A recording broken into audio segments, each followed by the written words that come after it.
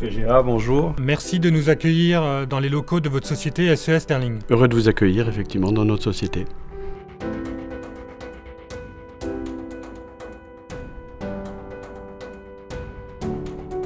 Est-ce que vous pourriez nous dire en quelques mots, qu'est-ce que SES Sterling? SES Sterling, c'est une entreprise familiale qui a été créée en 1928. Nous sommes avant tout un fabricant d'accessoires de câblage destinés à l'industrie électrique. Pouvez-vous nous donner quelques chiffres clés qui retracent un peu le parcours de votre société? Aujourd'hui, nous sommes 250 en production, répartis sur 6 sites de production. Et nous faisons en France un chiffre d'affaires de 25 millions d'euros à l'année. Où est implanté SES Sterling? Nous avons donc évidemment une filiale en Suisse. C'est l'origine, puis en Allemagne, côté de la frontière belge et allemande, et une autre filiale à Birmingham pour le marché anglais. Presque 50% de l'activité de votre société est faite à l'export. Quel conseil donneriez-vous à une entité qui se pose la question de l'intérêt d'aller à l'export ou non?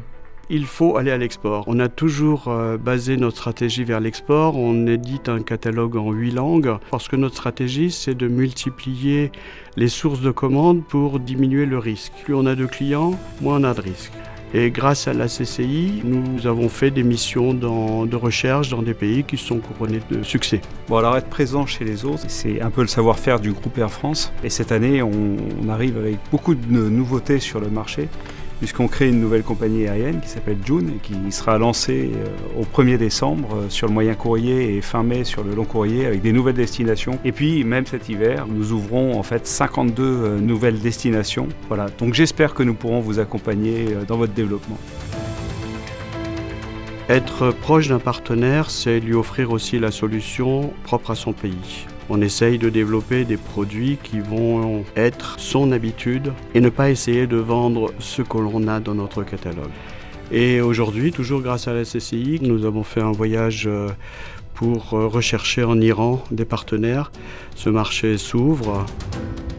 Deloitte est présent à l'international, mais avec un fort ancrage local puisque nous sommes plus de 70 collaborateurs à Strasbourg. Dans les métiers du conseil et du chiffre que nous portons, nous pouvons accompagner votre type de société à l'export. Donc nous sommes à votre entrée à disposition, naturellement, l'ensemble du groupe Deloitte et Inexenso pour vous accompagner. J'espère qu'on continuera notre développement et que ce sera traduit dans les chiffres que vous verrez chaque année. Vous avez toujours veillé à maintenir un fort ancrage local. Est-ce un choix? Est-ce une volonté? Est-ce une nécessité? Pourquoi l'Alsace? Cette culture, on la garde parce que ça fait partie de nous-mêmes. Nos salariés savent faire, nos cadres s'impliquent. Peut-être qu'ailleurs c'est moins cher sur le prix de l'heure, mais je ne suis pas certain qu'ailleurs le moins cher nous rapporte.